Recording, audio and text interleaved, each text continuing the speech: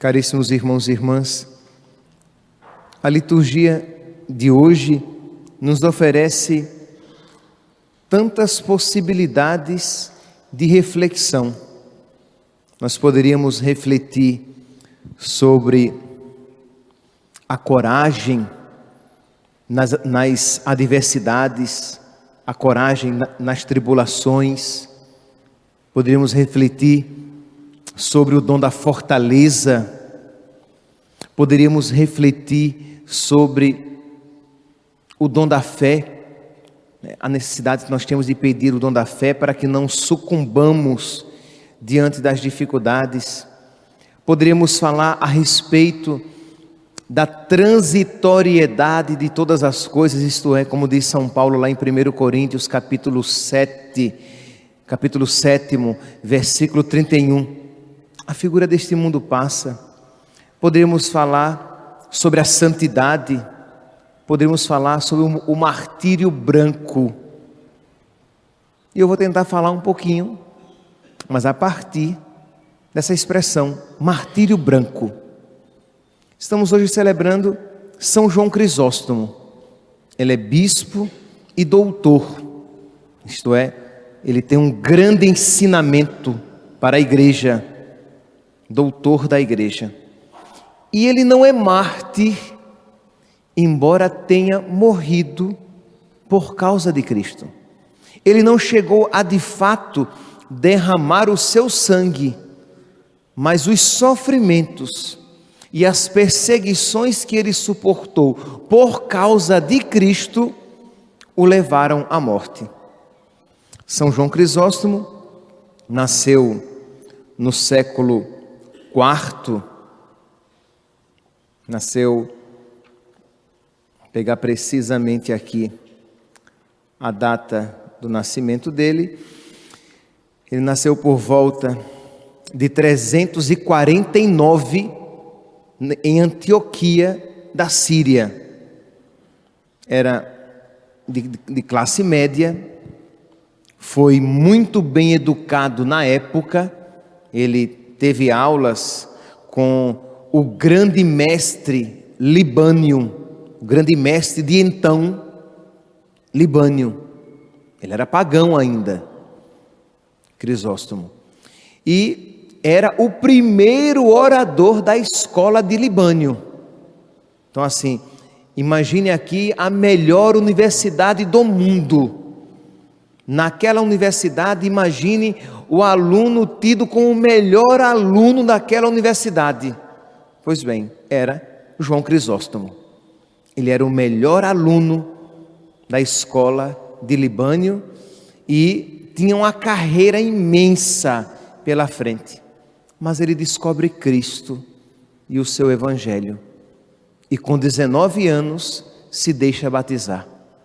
E aí, meus santos, quando ele descobre Cristo, ele imediatamente descobre que a figura deste mundo passa. Meu santo, minha santa, se você ainda não descobriu que a figura deste mundo passa, é porque você ainda não descobriu de verdade Cristo na sua vida. Isto é, o que significa descobrir, 1 Coríntios, capítulo 7, versículo 31, que a figura deste mundo passa, que quando você descobre Cristo e as realidades eternas, tudo mais neste mundo perde o seu central significado. Isto é, as riquezas e a glória deste mundo são ofuscadas porque uma nova luz se levanta. E isso não diminui a sua alegria. Isso não torna você mais triste, muito pelo contrário. Quem descobre que a glória deste mundo passa, que a figura deste mundo passa, descobre uma nova alegria para a qual se consagrar. Descobre uma nova alegria para buscar. Quem descobre que existe um céu, não se entristece com a terra, mas não a idolatra, não a coloca como o centro da sua vida. Pois bem, aquele jovem então, quando descobre Cristo, ele quer então se consagrar totalmente a Nosso Senhor. Então ele se aproxima do bispo da sua cidade e começa uma vida, vou aqui resumir, de estudos e como monge. Ele quer ter uma vida de intimidade, de conhecimento, de amizade com Cristo. Só que um rapaz de muita oração, estudo e penitência, vai progredindo na vida espiritual e ele vai sentindo no seu coração um desejo de uma vida ainda mais íntima. Se existe uma coisa, meus santos, a Deus nunca se ama muito.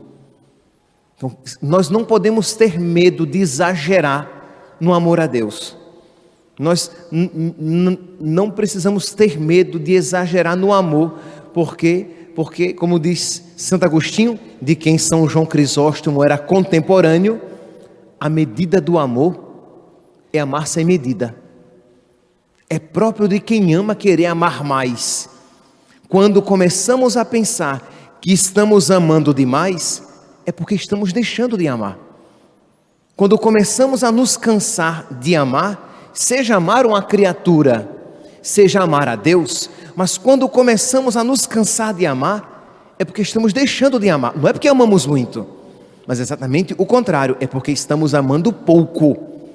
Porque quem ama quer sempre amar mais, se entregar mais, expressar maiormente o amor a Deus ou o amor a uma criatura. Existe uma beleza, sem sombra de dúvidas também, nesse amor generoso às criaturas. Então ele começa a desejar agora uma vida eremítica, uma vida escondida, uma vida ainda mais reclusa. Ele, imagine, ele tinha uma carreira gloriosa pela frente, ele abandona a carreira gloriosa, ele entra no mosteiro. No mosteiro, ele ainda deseja uma vida de mais reclusão e oração. Então ele vai ser eremita, vai morar numa gruta. E de vez em quando vai um ancião lhe dar alguma palavra, alguma orientação espiritual. E ele vive numa oração, numa vida de muita oração e muita penitência, de modo que Deus permitiu que a sua saúde ficasse abalada. Sim, porque, meus santos, nós temos também tantos outros eremitas. Ora, lembremos-nos aqui de São Jerônimo, também próximo, contemporâneo de Santo Agostinho, mais velho do que Santo Agostinho, mais velho do que São João Crisóstomo, mas contemporâneo. São Jerônimo também era um asceta. Se vocês pegarem alguma imagem de São Jerônimo, vocês vão ver que é um homem maduro, pele e osso. E em algumas imagens, com uma pedra na mão e o peito em carne viva, que ele batia com aquela pedra no peito, fazendo penitência. E Deus deu a saúde daquelas para que ele continuasse na penitência. Mas Deus tinha planos diferentes para São João Crisóstomo. Nas catequeses que o Papa Bento XVI fazia às quartas-feiras, ele diz aqui, no dia 19 de setembro de 2007, que o Senhor interveio com uma enfermidade no momento certo para permitir que João seguisse sua verdadeira vocação. Isto é, Deus permitiu aquela doença porque Deus tinha um plano para ele.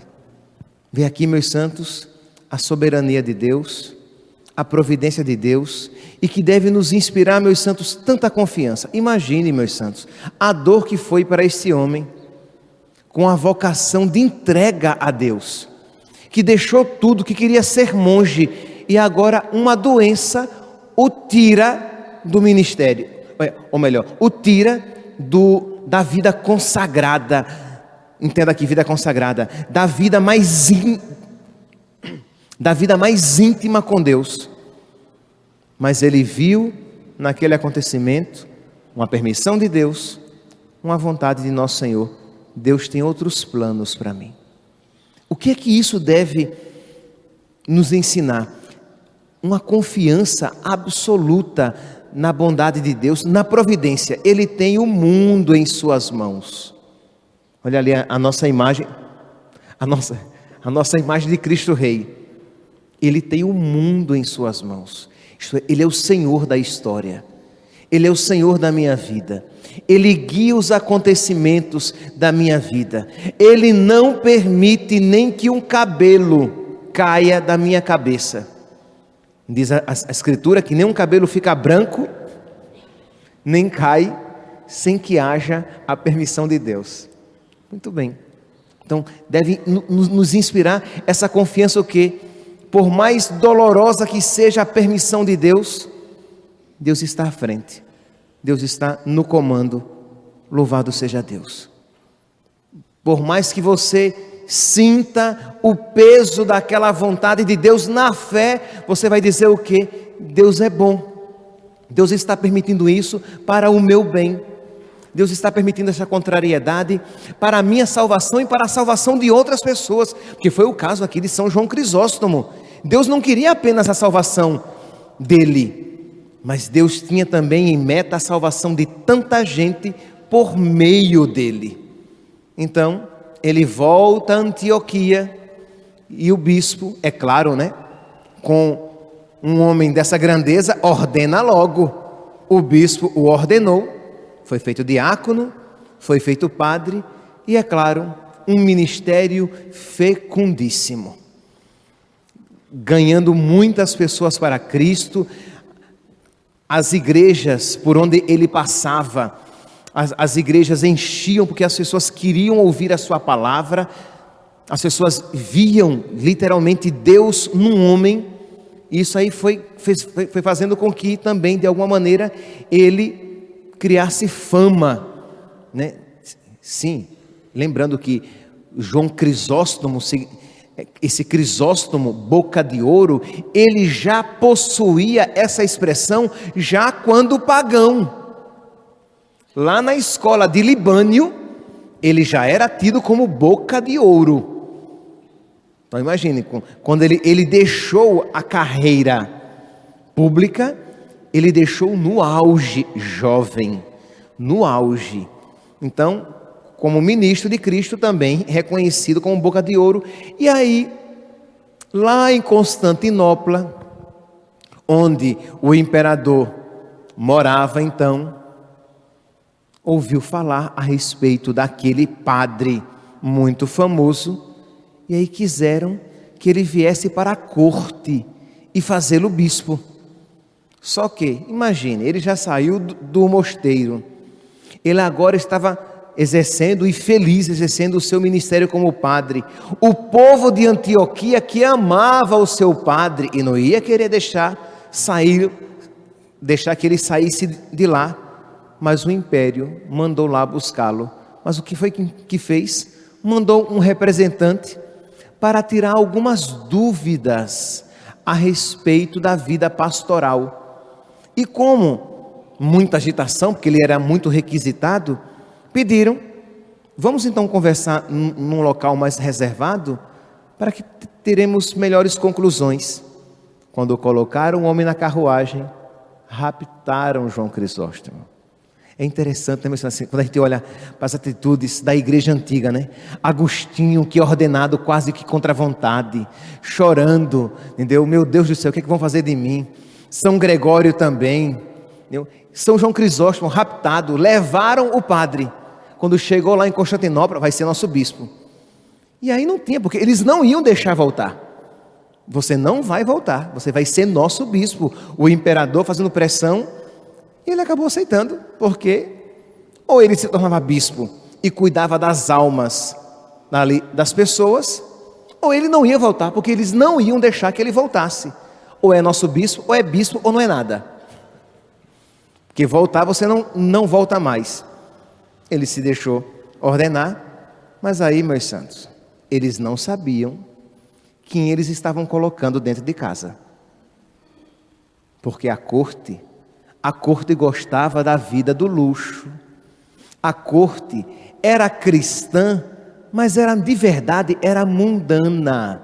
Isto é, sabe aquele cristão light, né? Apenas de missa dominical. Mas queriam João Crisóstomo, porque o padre João Crisóstomo, porque ele tinha fama. Então o império, a sede do império tem que ter um bispo de fama. Então venha para cá João Crisóstomo. E ele foi. E lá chegando, ele começou a pregar sobre a transitoriedade das coisas. Isto é, que esse apego excessivo às honras, às glórias, à imundície que se vivia na corte, as coisas desregradas que lá aconteciam, inclusive com a permissão e a promoção da rainha Eudóxia, da imperatriz Eudóxia. E é isso, é claro, como ele não foi para lá para ficar calado, para ser um cão mudo. Então ele pregava o evangelho, e aí, é claro, trouxe inimizade. O imperador começou a odiá-lo, a imperatriz mais ainda. Tentaram então colocá-lo para fora, mas agora ele já era bispo. Eu não queria entrar, mas agora eu vou brigar para não sair. Então expulsaram, o exilaram. Ele foi exilado, mas o povo que apanhava, mas gostava, isto é, apanhava com as homilias de João Crisóstomo, mas gostava do bispo. E aí o povo fez uma revolução na cidade imperial. Ele voltou novamente, só que ele voltou novamente e continuou pregando todas as coisas, tudo aquilo que granjeava a inimizade para ele. E aí, é claro, ele já não tinha essa saúde toda, né? Lembra que ele deixou de ser monge, porque já estava com a sua saúde debilitada. E aí o que fez o imperador? Mandou que ele fosse levado em exílio para bem longe, mas para uma viagem tão longa, porque matá-lo eles não poderiam, porque imagine, pelo amor de Deus, como é que nós vamos matar o bispo com fama de santo? O nosso bispo, e além de ser o nosso bispo, tem fama de santo. Então nós não podemos matá-lo, mas nós podemos fazer com que, de alguma maneira, ele morra. Então levem-no para um exílio tão distante, que esse velho morra na viagem. E foi assim que aconteceu. O colocaram numa carruagem. Imagine, meus santos, quando nós fazemos uma viagem longa, a gente já chega, às vezes, com as cadeiras quebradas, né? Com os quartos, com as costas quebradas, com as pernas inchadas.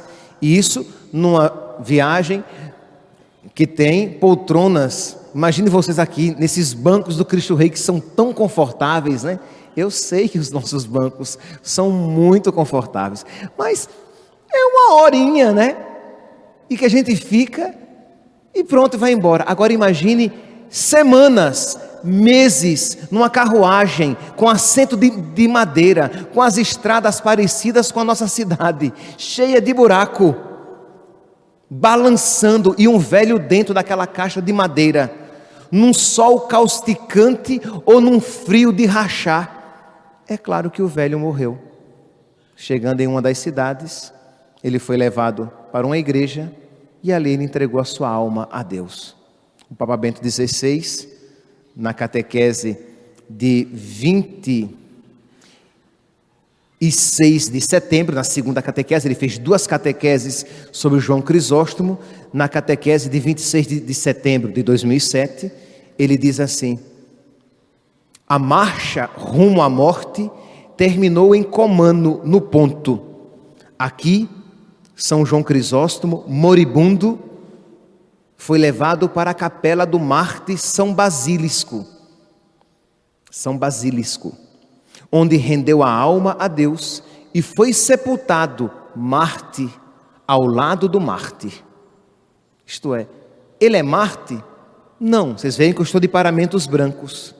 Eu não estou de paramentos vermelhos, mas ele sofreu o martírio branco, a entrega diária à vontade de Deus, a luta diária pelos seus mandamentos e sofrendo e suportando as consequências diárias pela fidelidade a nosso Senhor. Já no fim da sua vida, antes desse seu exílio mortal, ele já sabendo, né, porque ele não era broco, né? Ele não era broco. Então ele sabia que aquilo que ele estava pregando, o que ele estava fazendo, angariava inimizade. Ele ia morrer, mais cedo ou mais tarde. Ele seria expulso da diocese, da sua diocese de Constantinopla. Então ele escreve, que bonito. Ele diz assim: sobrevêm muitas ondas e fortes tempestades, mas não tememos afogar, pois estamos firmes sobre a rocha. Enfureça-se o mar, não tem forças para destruir a pedra. Isto é, eu estou alicerçado em Cristo. Pode vir o que vier, mas nada que vier destruirá aquele sobre o qual eu estou alicerçado. Então isso, meus santos, é para todos nós também, nas nossas dificuldades. Isto é, eu estou em Cristo. Ele é a torre, a minha torre de proteção. Ele é a minha rocha e a minha fortaleza. Ele é em quem eu me apoio. Ele é aqui, como diz aqui o salmo que nós ouvimos hoje. O Senhor é a proteção da minha vida e a porção da minha herança. Guardai-me, ó Deus, porque em vós me refugio. Em vós eu me escondo. Em vós eu me protejo. O Senhor é a minha proteção. Então, enfureça-se o mar, não tem forças para destruir a pedra, Cristo. Ergam-se as vagas, não podem submergir o navio de Cristo. Pergunto eu, o que temeremos? A morte? Não, para mim, viver é Cristo, morrer é lucro. O que temer? A confiscação dos bens? Perder os bens? Não, nada trouxemos para o mundo, nada também poderemos levar. Pode me levar os bens, não tem problema. Os pavores deste mundo são desprezíveis e seus bens merecedores de riso. Não tenho medo nem da pobreza e nem ambiciono a riqueza. Não tenho medo da morte, nem prefiro viver. Prefiro a vontade de Cristo. E aí ele vai e dizendo: se Deus quiser isto, faça-se isto. Se Deus quiser que eu permaneça aqui, agradecerei. Se Deus quiser me levar daqui, renderei graças. Mas me confio e me guardo e me escondo em nosso Senhor. Que hoje, meus santos, eu poderia ler o texto inteiro, que é belíssimo. Vou depois copiá-lo e mandar no grupo das homilias. Toda essa homilia que ele faz a respeito da sua confiança em Cristo, para que nos inspire a todos a buscar a confiança em nosso Senhor. Que nos inspire o que? A sabedoria que vê a transitoriedade da figura deste mundo. Que nos inspire uma confiança inabalável a Deus e uma fidelidade a nosso Senhor, mesmo que isso exija de cada um de nós algum sacrifício e alguma renúncia. Que São João Crisóstomo, de junto de Deus, interceda por todos nós. Louvado seja nosso Senhor Jesus Cristo.